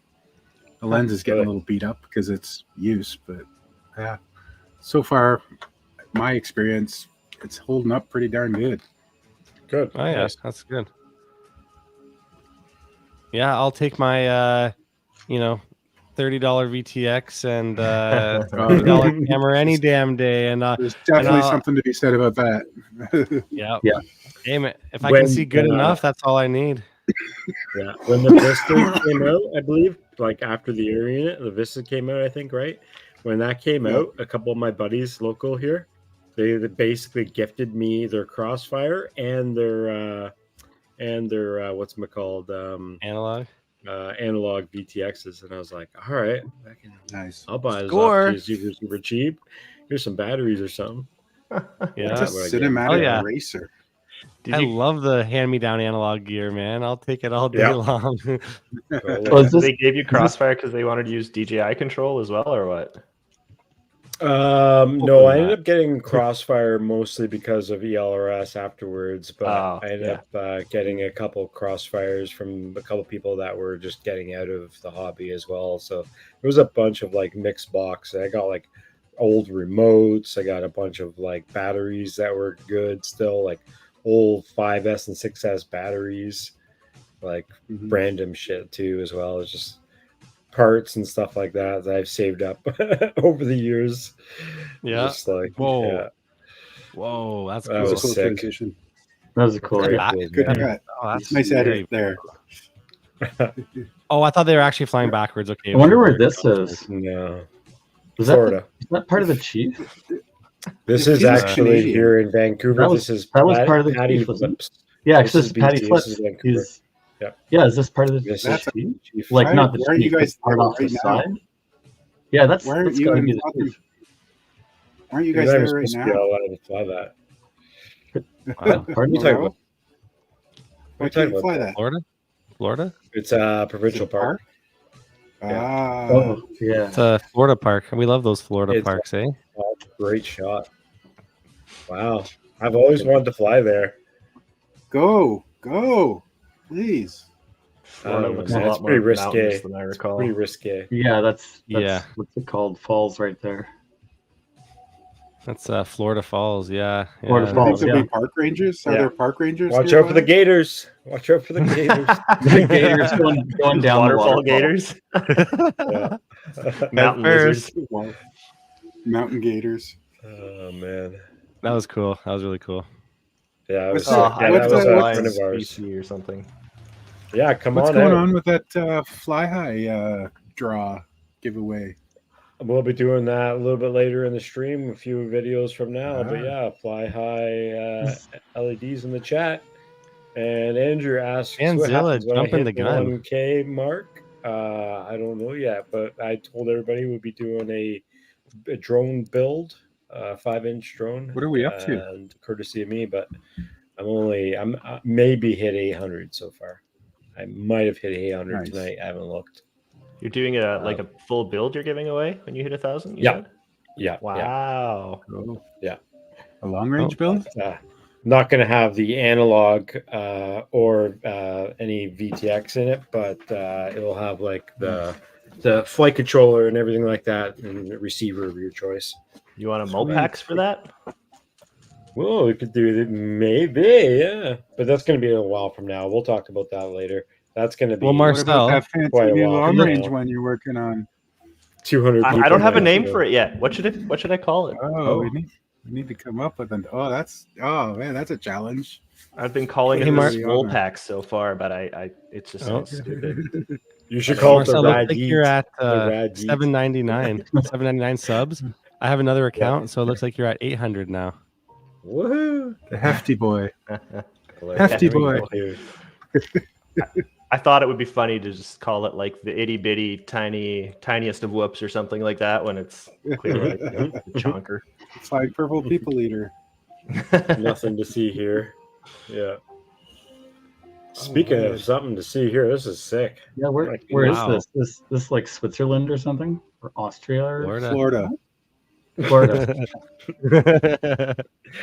Just outside Tallahassee. I should have Drew Candom do a little thing. You don't get to know. You don't get to know, yeah. Oh, what was that from again? I was a Rotor Riot thing on like a year ago, I think now. Yeah, somebody asked he them was doing about an interview the new about product. the goggles or something like that. Oh right, yes, Yeah. I remember Yeah. now. Yeah, the worst PR move ever. that was hey, like it always boggles my mind with how awful the Avatar release was. Like you look at like what it was then and how everyone was just so confused and there were so many like theories out there, and now it's like Oh yeah. I don't know. It seems like it's doing really well now. Mhm. Right. Yeah. Really popular. Yep. Well, there was all kinds of drama with the Goggles X, wasn't there recently? Didn't I hear there was Yeah. There's Recall, drama with basically? every new release. It's not really I was gonna surprising. say, Totally. yeah, Totally. Well, it's because everything's released half-assed nowadays, right? So exactly. They try to get it Well, as soon as possible. If you wait till you got we it are fully the beta locked in, then testers. yeah, it's too late. Yeah, exactly. We are Someone the else beta will be- testers. Mm-hmm. What were Actually, you saying, the Conrad? guy that I saw flying today, he had fly high LEDs around his quad. Actually, the cob strips or whatever. Cool. Nice. The ones that look like neon, like the Eden. They were blue, but they're super bright, man. They're like awesome They might looking. not be the fly high ones. They might be the Rotor Village ones he carries. Those are cobs as well. Same idea. Ooh. Fair enough. Which ones are brighter, Cobs or Crees? Crees are brighter, right?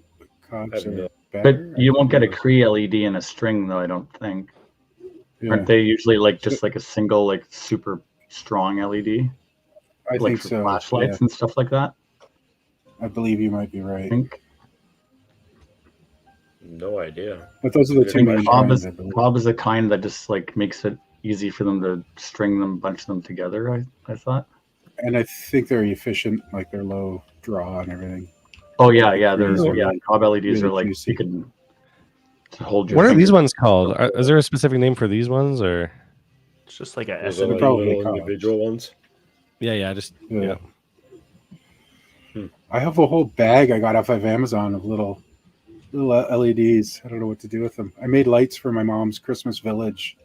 I soldered together all Nice. these wires to light up her little town that she's got. I still have a bag left over of LEDs. I don't know what to do with. Make my own Christmas lights. Yeah. Or gates. You could make gates with LEDs in them. That'd I be got really some cool. of the. I have some of the strips too. I don't know what to There do you with go. yet. It's man, sitting on my this would shelf be for a such an while. incredible Big spot to plans. fly. Yeah. So there's the This crosses eye of all this the is other amazing. quads that were lost up there before. Wow.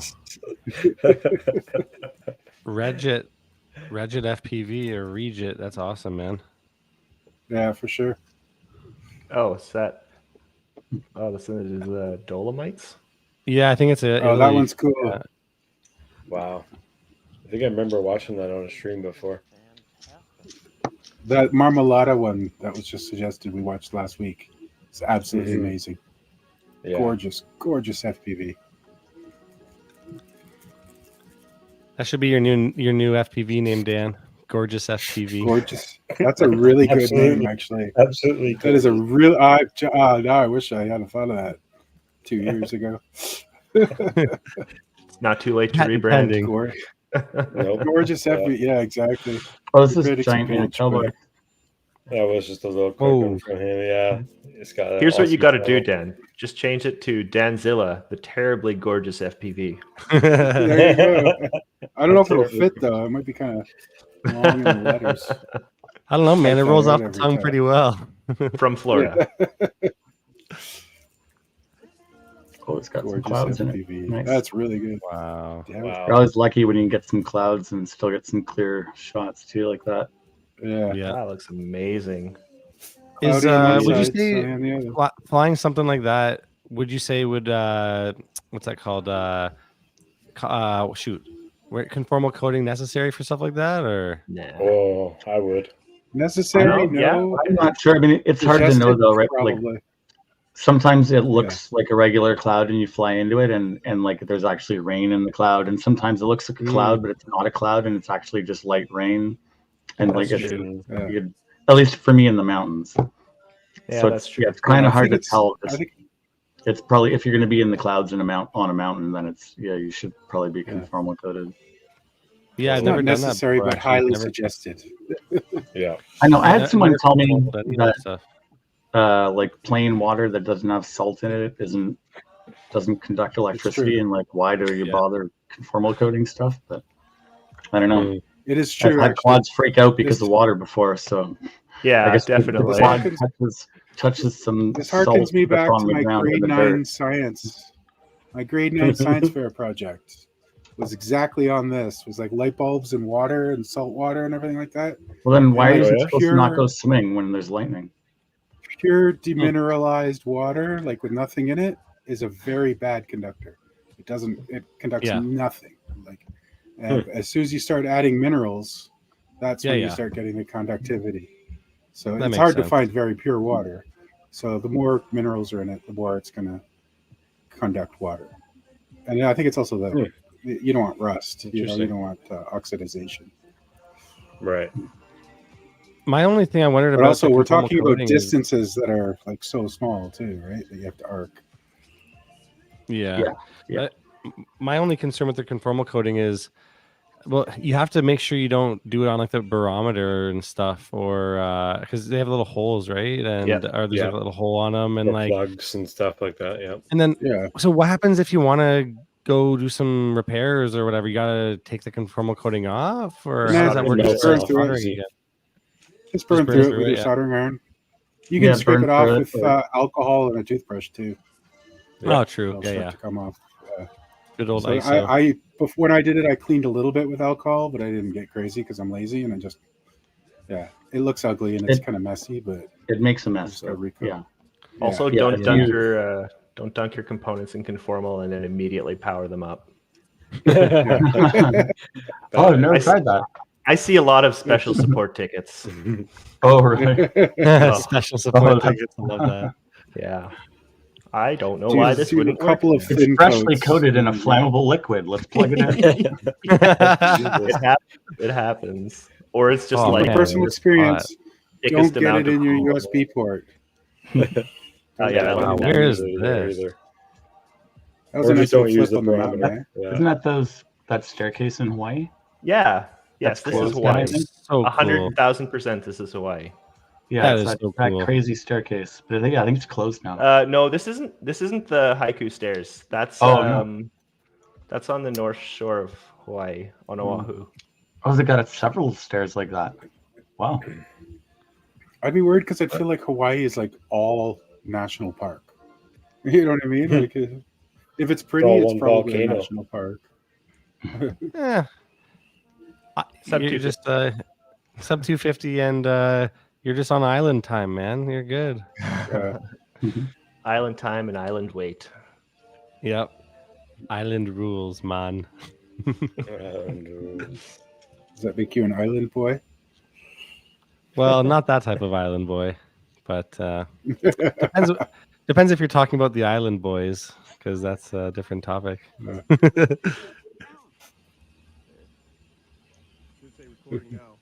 Oh, Yeah, Portia, the Barrow is better than the GPS for altitude. Whoa. ring.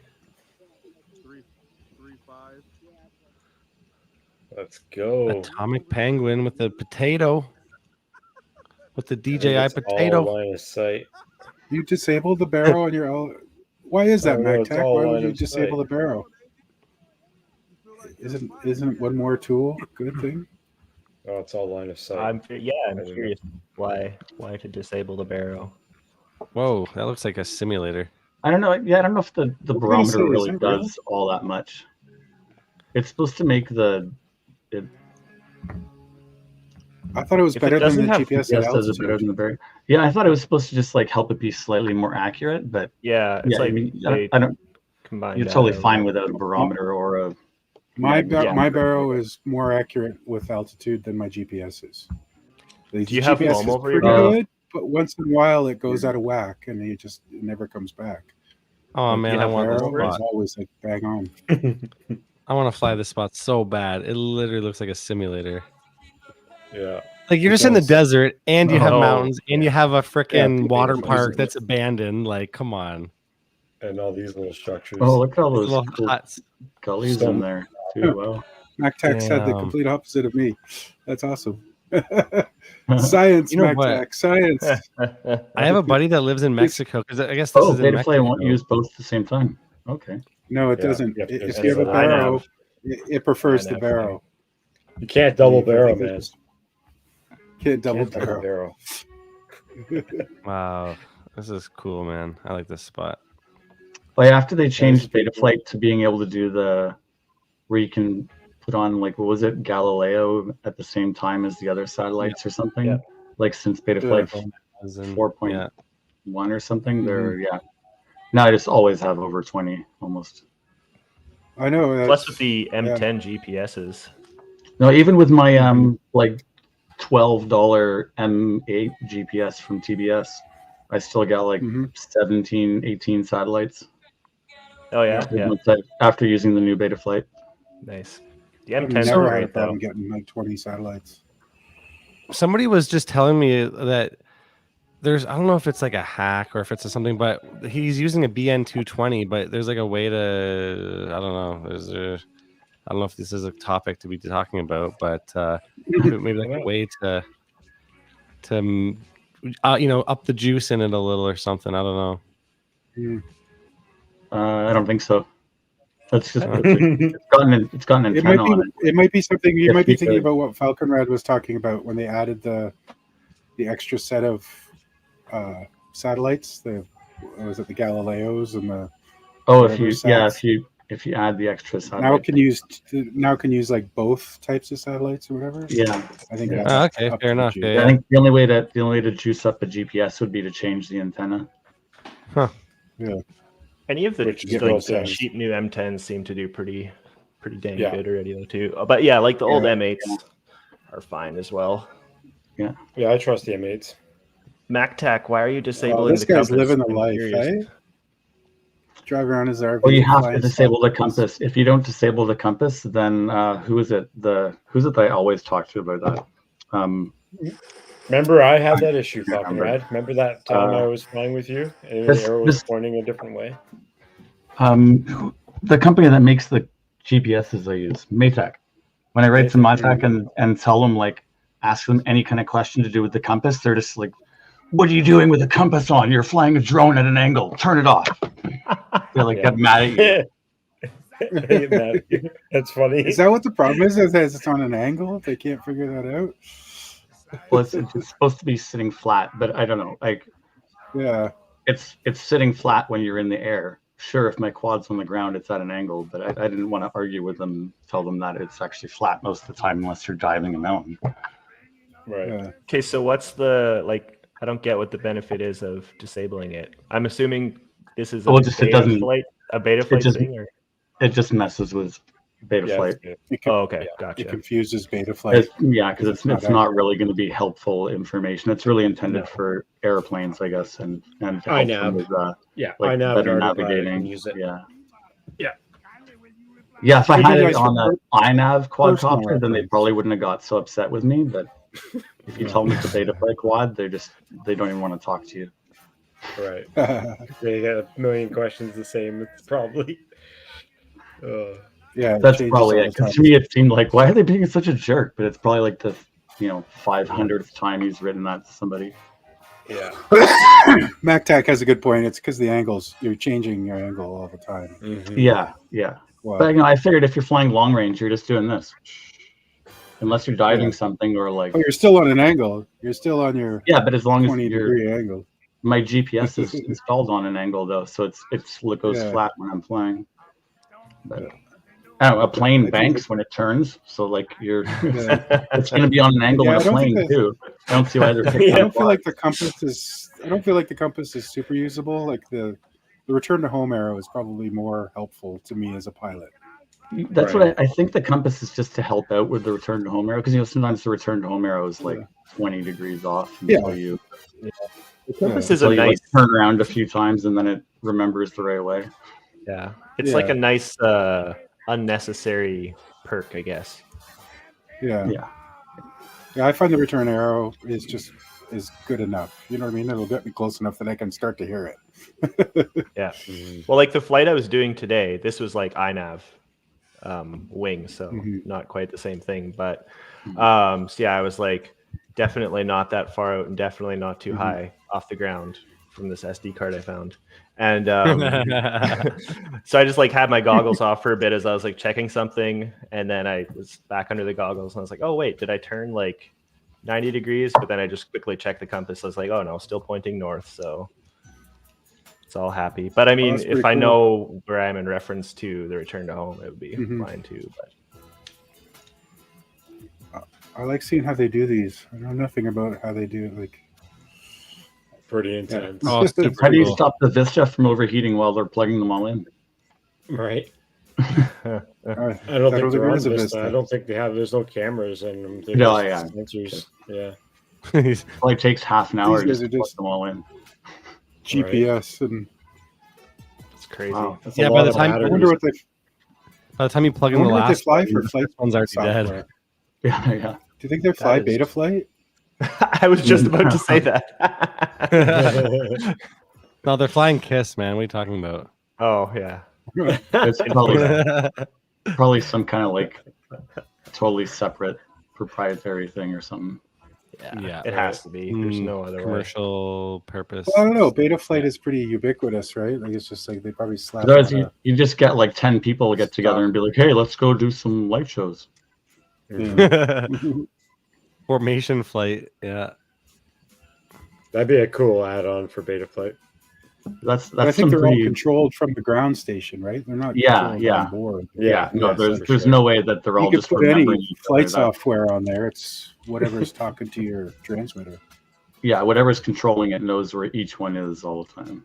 Yeah. There's actually 100 drone pilots on the ground right now, and one guy's yelling, "You're the tree! You're the tree! No, you're the star! No, change! Over here! I can't find my drone." Right. Yeah, I want. That'd be so much fun to fly FPV, though, right? Yeah, it must be crazy. It's so much fun doing FPV. I'd love to FPV that. Yeah. Do you think I wonder what the like. Sorry, go ahead. Oh, I was just gonna say, I wonder what the like malfunction rate on those are, and what the. I was just about to say that. No way, no way. I've heard somewhere that I've heard that like usually on most of those shows, a couple will fall out of the sky. I bet you they have a pretty good functioning rate. Like if you look at what we use in Betaflight, there's like they would just throw 9/10 of that in the garbage to be able to use those things. Like you don't need to have a amazingly tuned PID controller with like incredible yaw authority and like amazing stick feel, and you can just get rid of all that. They're pretty basic. I think they're pretty basic devices. But they still have to have their probably don't go out of horizon mode. They probably don't go out of horizon mode either because it's just like a round light. They don't. How do you think they do their positioning though? That part I'm not sure because Yeah, it's like some really precise positioning. When you look at them, like everything is, there's never like a crooked line or something. Like everything's square. It's definitely run by a computer too, right? Like it's obviously pre-programmed and they must have really good. They must have really good GPS. That's in Australia. Can you imagine all these drones under your boat just falling out? Holy fuck! Insurance is a good thing. That's why you go to a drone show with your DJI goggles and power up when you get there. In Vancouver, halfway through the drone show, turn on your drone DJI light show. goggles. There was like at least 10 drones that fell out of the sky in Vancouver here not long ago. So there are failures. Yeah. Oh yeah. There are failures. Wow, I wouldn't have thought that they would be that. I'm actually really surprised. Yeah, 10 of them. Yeah. I've heard them say Wow. they usually lose one or two out of every show. I thought they would be so simplified that they would just make it kind of bulletproof. Yeah. The like, you first can do year that they 1,000 tried to do it. I think it is, but the 1,000 thing is, flights you've got without 150 of the things in the air, right? Your percentage. Oh yeah, I guess all kinds of signal transmission Right, if you stuff. Like you haven't had a failure in 150 flights, right? But 151. you do. Yeah, but if you try to do them all at once, okay, yeah, that definitely makes it harder. Yeah. Yeah, totally. That's cool. RG pilot, maybe. Yeah. Anyway, Yeah, guys, this is software. we're gonna finish off this stream. So let's do this giveaway and thank everybody for coming in. But let's do the giveaway first, obviously. Sweet. Get her going here. I love me giveaway. I'm gonna change the screen over to there and then present it. Drum roll, please. All right. Good luck to everybody in the chat. Ooh, 11. I got a 1 in 11 chance. I saw my name. I'm even in there, so it's actually 1 in 10. Well, Brandon. Oh, Liquid Texture. Very nice. Congrats, man. Very good. Liquid Texture is also a Patreon member, so we'll get in touch with you through the Patreon. Good job. Congratulations. Cool. Hope he's still in the chat. Congrats. My jealousy is raging. Jealousy is raging. Awesome. All right, guys. That wraps up the stream. I appreciate everybody coming into the chat. It was really good to meet you, Mr. Rotor Village. Yeah, it was nice to talk to you, Eric. Thank you much, Eric. Nice to meet you. Yeah, thanks for the sponsorship too and everything going on with the shop, the affiliate code and everything. So hope things go well with your shop and the upcoming Boxing Day sales that he's going to be having going on. So check out rotorvillage.com or .ca. I will be there on Boxing Day. You will be taking all of our money. Get this long range build going. Hope. I mean, no. Oh, yeah, I know I've got a shopping cart still with stuff in it that I need to get, and I'm thinking of going HD0 in the future, so maybe. Is it just me, or is the worst thing in the world a website with a shopping cart that doesn't remember your shopping cart when you go back? You ever been on one like that? You're just like, I'm never coming back.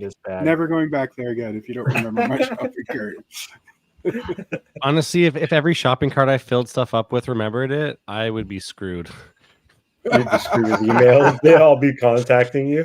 I use them as my wish lists. So yeah, my build lists is my shopping cart. Awesome. Liquid Textures in the chat.